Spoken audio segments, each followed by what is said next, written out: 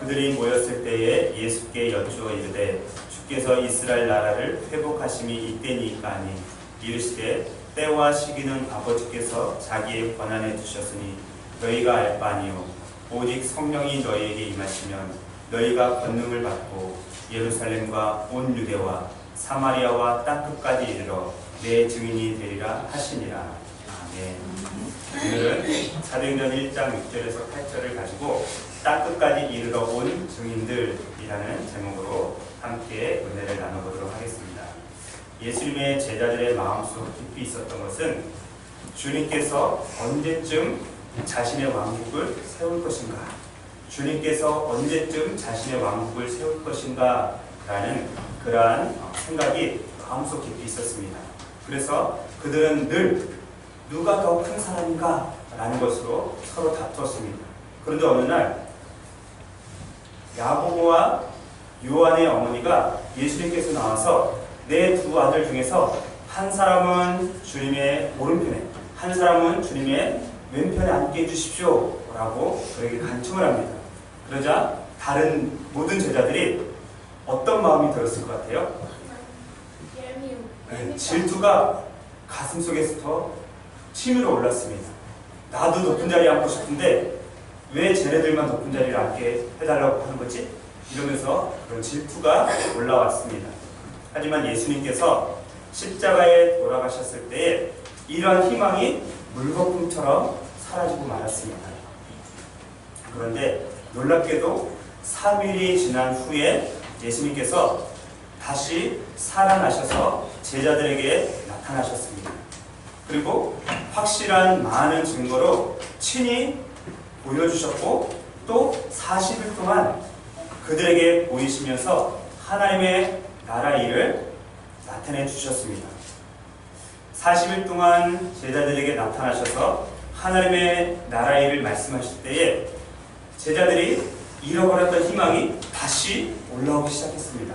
그래서 예수님께 이렇게 물어봅니다. 6절을 보시기 바랍니다. 6절 같이 읽겠습니다. 시작. 그들이 모였을 때에 예수께 여쭈어 이르되 주께서 이스라엘 나라를 회복하심이 이때이니까 하니. 성경에 보면 누가 이 질문을 했는지 기록은 없지만 이 질문 자체는 예수님 당시의 모든 사람들이 동일하게 가지고 있었던 그러한 질문인 것입니다. 그들은 현재 로마의 압제를 당하고 있습니다.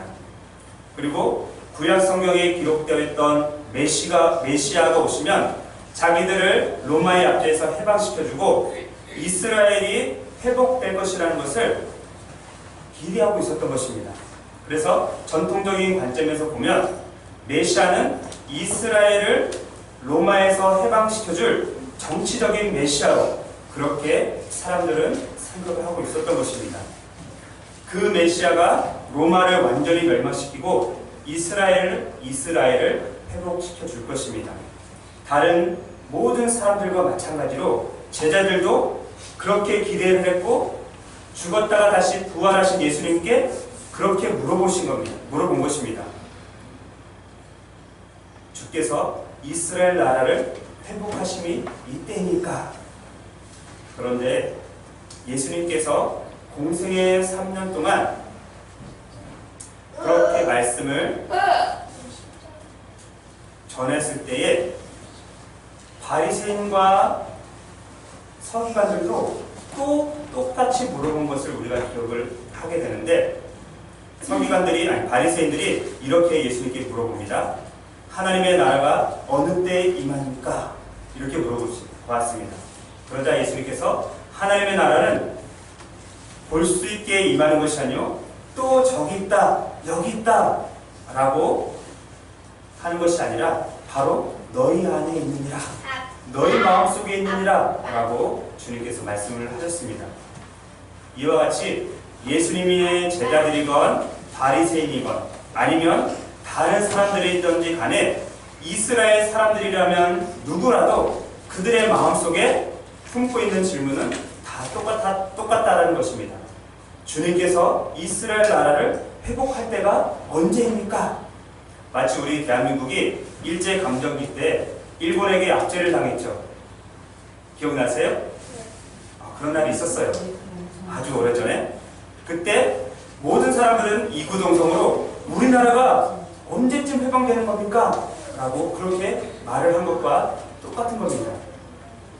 하지만 예수님께서 지금도 여전히 깨닫지 못하던 제자들에게 답답한 마음을 금치 못했을 겁니다. 그래서 한 번 더 제자들에게 이렇게 말씀하셨습니다. 7절을 보시기 바랍니다.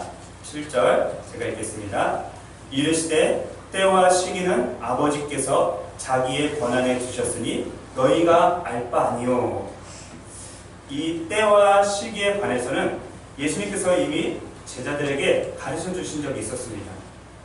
마태복음 24장 36절에 보면 예수님께서 마지막 날에 어떤 일이 벌어질 것이다 라고 그렇게 말씀을 하셨습니다. 그런데 그때 이렇게 말씀합니다. 그날과 그때는 아무도 모르나니 하늘의 천사들도 아들도 모르고 오직 아버지만 아시느니라. 이 말은 오직 그때와 시간은 하나님의 권한에 있다는 말입니다. 예수님께서 때와 시기에 관해서는 오직 하나님의 권한에 있기 때문에 너희가 알 바 아니다 라고 말씀하셨습니다. 심지어는 하늘에 있는 천사들도 모르고 나도 몰라. 그저 아버지가 아들아 지금 가라. 때가 됐다. 그러면 가는 거야. 나도 몰라. 라고 그렇게 말씀하신 겁니다. 그런데 분명하고 확실한 것은 그 때가 되면 예수님께서 이 세상에 다시 재림하실 것입니다. 그때는 이 세상을 심판하는 심판주로 오실 것입니다. 제자들뿐만 아니라 오늘 우리도 예수님의 재림의 때와 시기에 대해서 알려고 하면 안 됩니다. 왜냐하면 예수님의 때와 시기를 알려고 하는 것은 하나님의 권한을 우리가 넘어가는 겁니다. 만약 어떤 사람이 예수님께서 저에게 몇 날 며칠 몇 시에 재림한다고 알려주셨습니다. 제가 예수님의 재림의 때와 시기에 대해서 당신에게 알려드리겠습니다 라고 하면 그 사람은 뭘까요? 이단. 그렇죠. 이단일 가능성이 많고 100% 가짜입니다. 다른 건 몰라도 예수님의 재림의 때와 시기만큼은 우리가 알려고 해서는 안 되고 또 결코 알 수도 없을 것입니다. 그저 하나님께서 예수님에게 가라고 하시면 그때가 바로 예수님의 재림의 때이기 때문에 그렇습니다. 예수님은 로마의 압제에서 해방시켜줄 정치적인 메시아가 임할 때와 시기에 대해서 궁금해하는 제자들에게 그들의 질문에 아랑곳하지 않고 계속해서 말씀을 하셨는데 이제 8절 말씀을 같이 읽어보겠습니다. 8절 자 시작. 오직 성령이 너희에게 임하시면 너희와 권능을 받고 예루살렘과 온 유대와 사마리아와 땅끝까지 이르러 내 증인이 되리라 하시니라.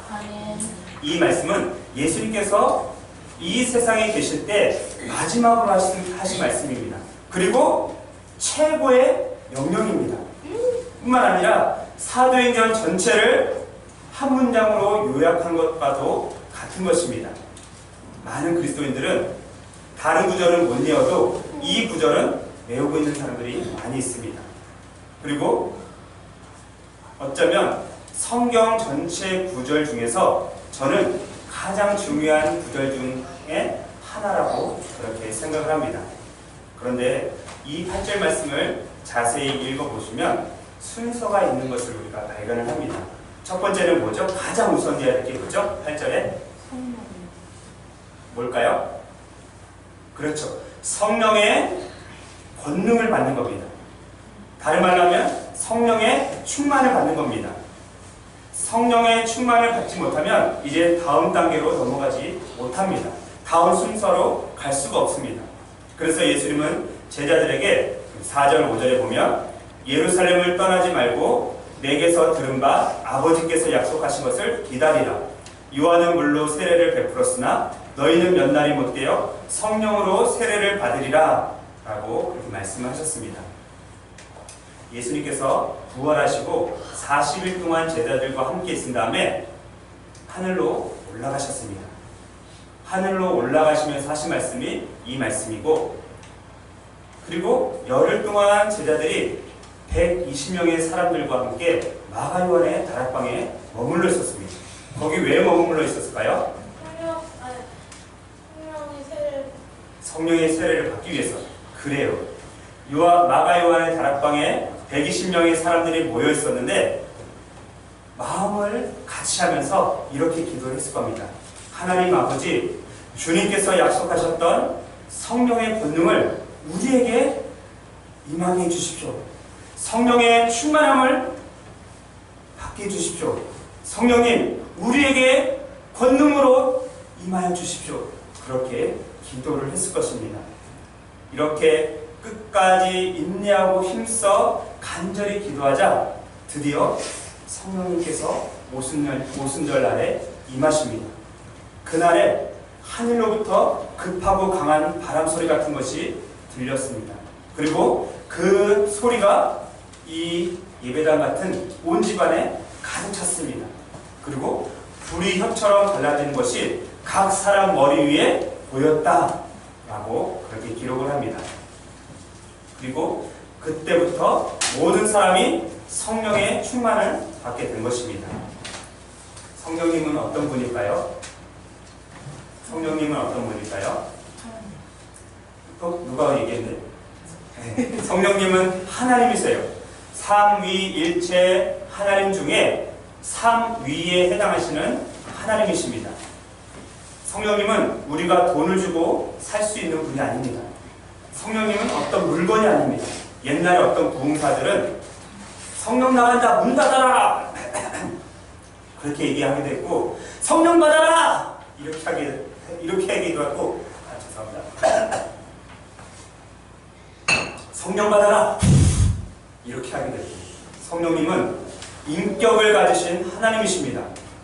그렇게 하면 안 됩니다. 성령님은 우리가 경배하고 섬기고 찬양해야 될 하나님이십니다. 그런데 정말로 놀랍게도 예수님께서 이렇게 말씀하셨습니다. 너희가 악할지라도 좋은 것을 자식에게 줄 알거든 하물며 너희 하늘 아버지께서 구하는 자에게 성령을 주시지 않겠느냐. 구하는 자에게 성령을 주시지 않겠느냐. 성령은 물건이 아닙니다.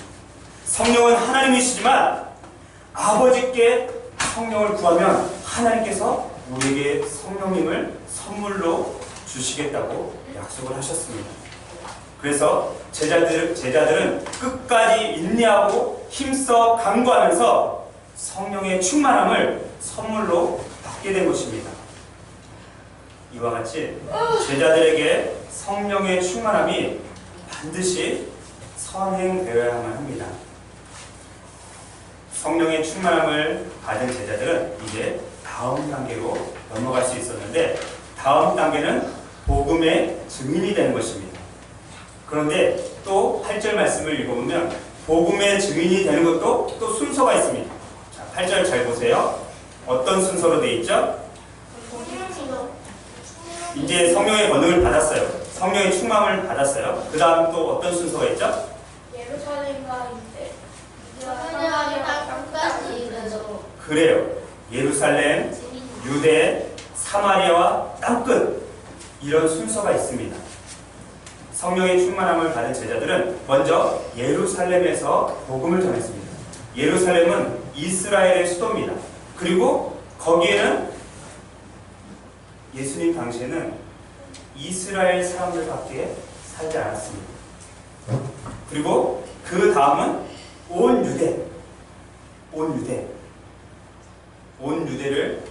유대는 이스라엘의 수도였던 예루살렘을 포함해서 유다 지파가 살고 있었던 그 지역, 좀 더 넓은 개념을 말하는 겁니다. 그리고 세 번째는 죄인 취급받았던 혼혈 민족인 사마리아. 예수님 당시에 이스라엘 사람들은 사마리아로 통과하지 않았습니다. 그리고 마지막은 땅끝. 땅끝은 어디일까요? 땅끝이 어디일까요? 여러분 땅끝 가봤어요? 없어요. 땅끝 가본 사람 없죠? 예수님 당시에 땅끝이 제주도는 가봤어요. 예수님 당시에 땅 끝은 서바나였어요. 서바나는 지금으로 말하면 스페인이에요. 스페인이 땅 끝이라고 생각을 했어요. 그런데 땅 끝은 스페인이 아니라 복음을 한 번도 들어본 적이 없는 나라, 복음을 한 번도 들어본 적이 없는 민족, 복음을 한 번도 들어본 적이 없는 족속이 바로 땅 끝입니다. 언젠가 제가 인용을 했지만 다시 한번 인용을 해보도록 하겠습니다.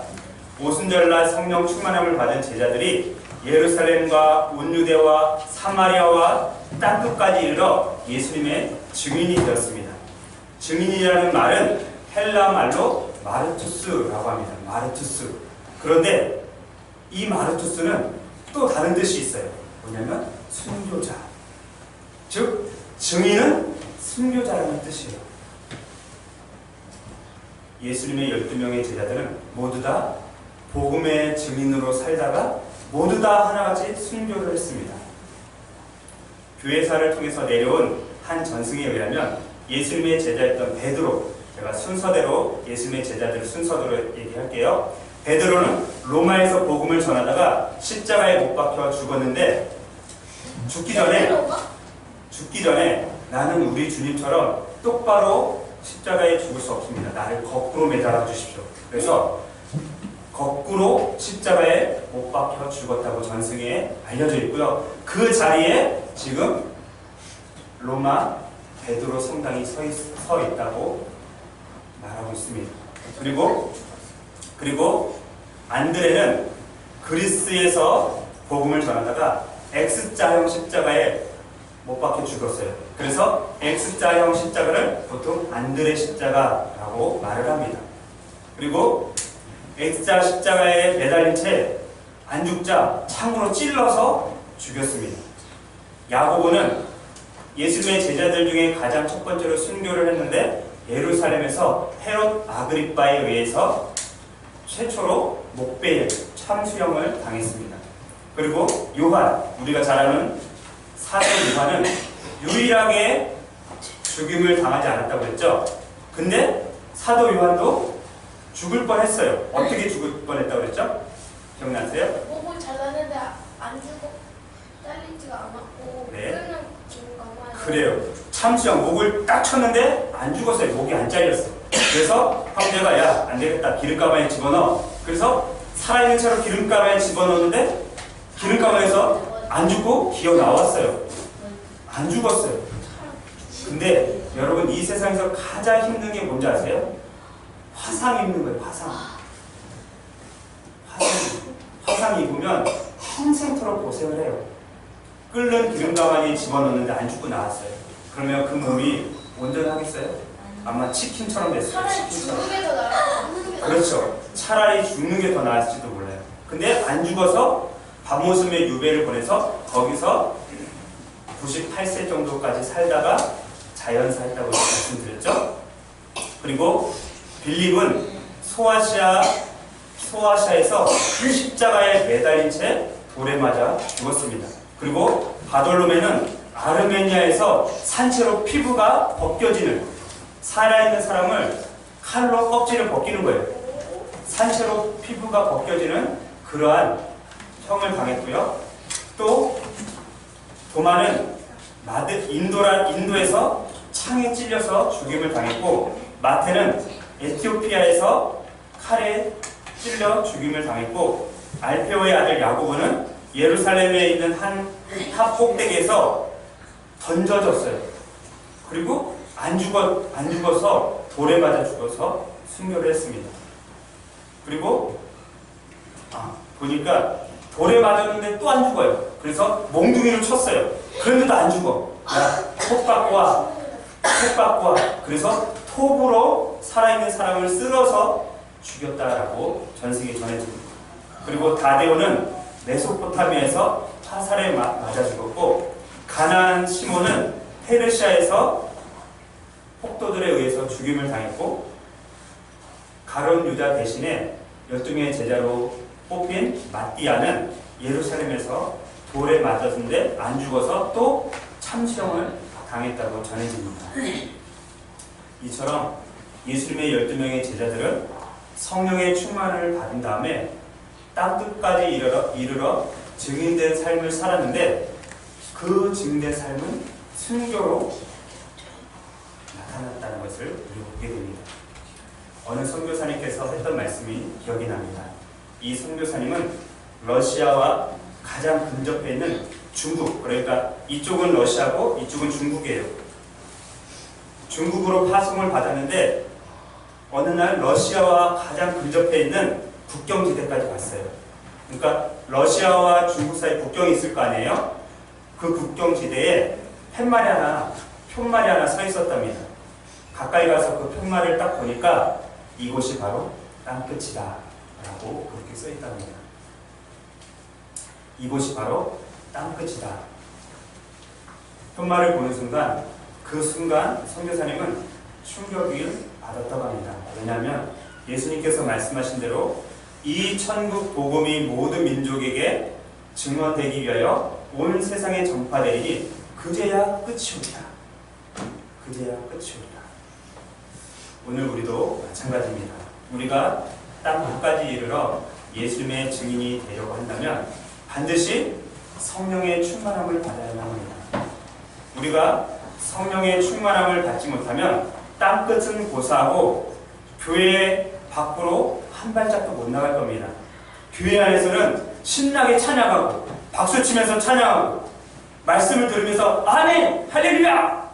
하면서도 성령의 충만함을 받지 못하면 교회 문을 열고 한 발짝도 나가서 복음을 전하지 못할 것입니다. 예수님을 믿지 않는 가족에게, 예수님을 믿지 않는 친구들에게, 예수님을 믿지 않는 동료들에게, 이웃들에게 복음을 전할 수가 없을 것입니다. 그래서 우리는 무엇보다도 먼저 성령의 충만함을 받아야만 하는 것입니다. 성령의 충만함은 하나님께서 값없이 주시는 선물입니다. 어떠할 때 준다고 하셨죠?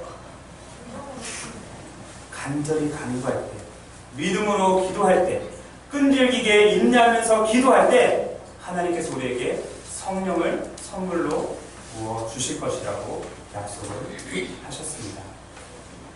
이제 마지막으로 땅끝까지 이르러 온 증인들에 대해서 말씀을 드리고자 합니다.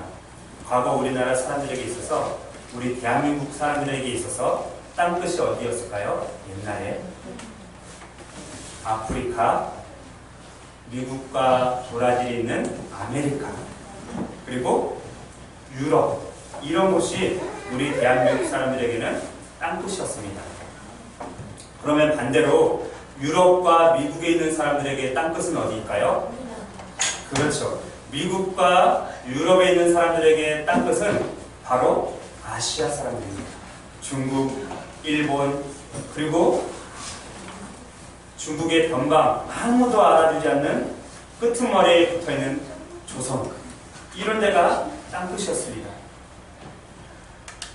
이 땅에 많은 선교사들이 와서 예수 그리스도의 복음의 증인이 되고 순교의 피를 흘렸지만 그 중에 한 분을 제가 여러분들에게 소개를 해드리려고 합니다. 영국에서 온 토마스 선교사님이신데, 토마스 선교사는 1863년 런던 선교회에서 중국 상하이로 파송을 받았습니다. 파송이 뭐예요?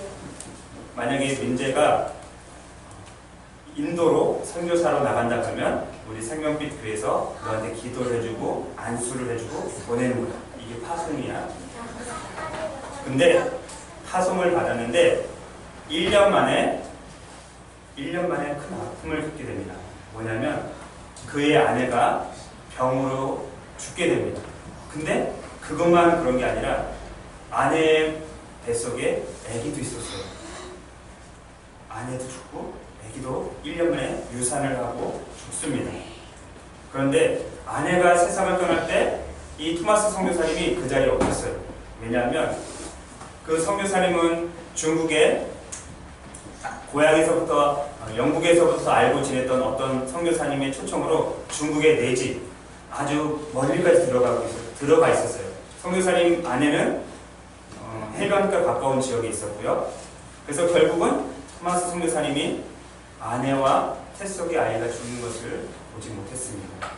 그리고 그것 때문에 큰 슬픔에 빠져서 한동안 선교를 감당하지 못하고 있었는데 어떤 친구의 소개로 인해서 중국의 산둥반도라는 지프에서 동해간에 세관에서 일을 하게 됩니다. 그리고 중국 사람들을 통역하는로 그리고 감독하는 일을 하게 되었습니다.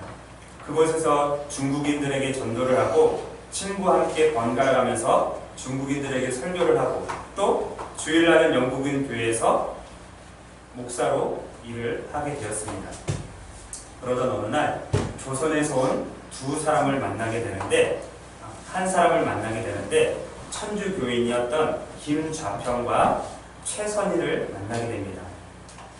그러면서 조선이라는 나라를 알게 되었고 또 이 두 사람을 통해서 천주교의 박해가 지금 조선에서 아주 심하게 일어나고 있다라는 것을 듣게 됩니다. 그래서 그때부터 이 토마스 선교사가 조선의 마음을 품고 조선으로 가서 복음을 전해야겠다라고 그렇게 생각을 합니다. 그래서 1865년 9월 12일에 산둥방도에서 떠나서 조선으로 가는 배를 타게 됩니다. 토마스 선교사가 백령도 부근에 처음 도착을 했는데 거기서 2달 반 동안 한문으로 쓰여진 성경을 나눠주고 복음을 전했습니다. 그리고 조선말을 익힙니다. 그러다가 어떠한 일이 있어서 다시 중국으로 넘어오게 됩니다.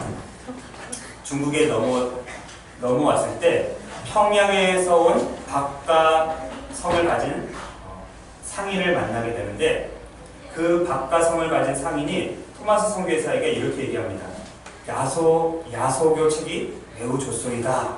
야소교는 예수교, 지금으로 말하면 기독교예요.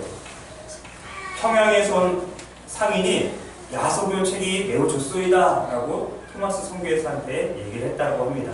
그래서 이 토마스 선교사가 런던 선교회에 편지를 씁니다. 편지는 이렇습니다. 나는 조선인들이 성경을 열심히 읽는다는 것을 자신있게 말할 수 있습니다. 조선인들은 다른 어느 민족보다 복음에 관심이 많으며 하나님 나라를 위해 크게 쓰임받을 민족입니다. 거의 예언과 같은 그런 편지를 썼어요. 그리고 실제로 우리 조선이 복음을 듣고 이렇게 완전히 변화하게 된 겁니다. 토마스 선교사가 박가라는 성을 가진 상인을 만난 다음에 조선을 향한 마음이 더욱더 뜨거워졌습니다. 그래서 더 이상 중국에 머무를 이유가 없다라고 생각을 하고 미국에서 온 제너럴 셔먼호라는 상선을 올라타게 됩니다.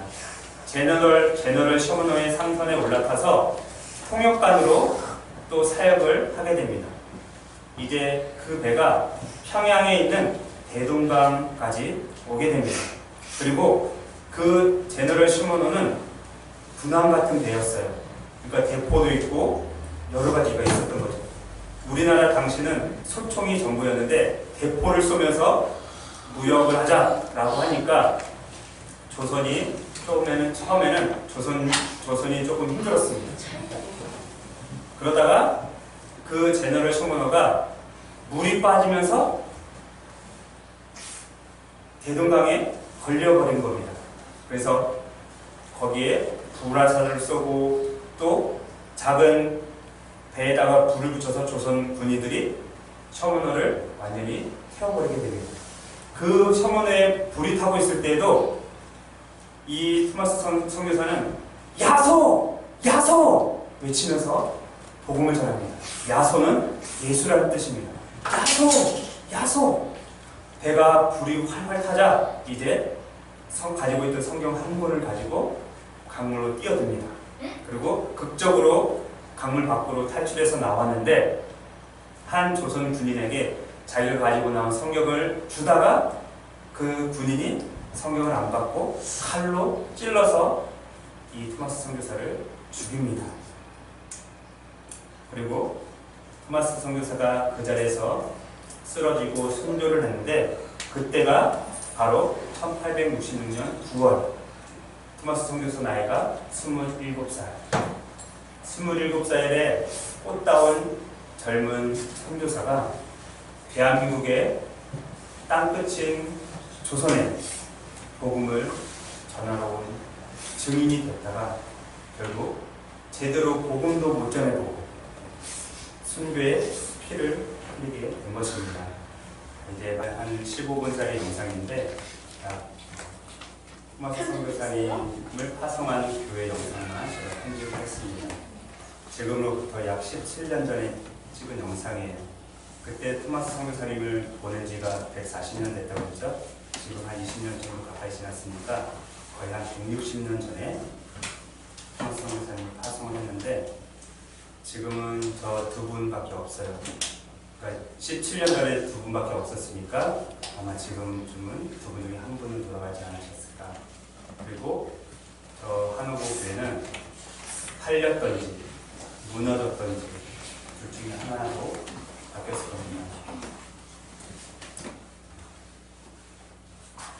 토마스 선교사가 160년 전에 이 땅에 와서 복음을 전하고 제대로 복음도 못 전해보고 순교의 피를 흘리고 죽었는데 여러분 그게 헛되다고 생각하세요? 아니면 잘 된 일이라고 생각을 하세요? 응? 그렇죠. 헛된 일이 아니에요. 결코 헛된 일이 아니에요. 비록 입으로는 복음을 못 전했지만 그가 전해준 성경 때문에 수많은 사람들이 예수를 믿고 그리고 우리 대한민국의 초기 한국교회 부흥의 씨앗이 됐던 겁니다.